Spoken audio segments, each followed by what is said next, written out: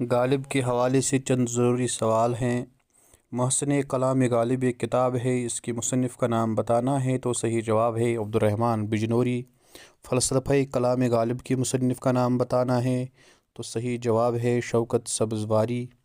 غالب نے کس فارسی شاعر کو روش پر اپنے اردو کلام کی ابتدا کی تو صحیح جواب ہے بیدل۔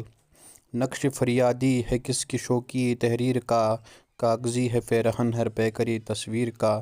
اس شعر میں کس نکتے پر زور دیا گیا ہے تو دنیا کی بے ثباتی پر۔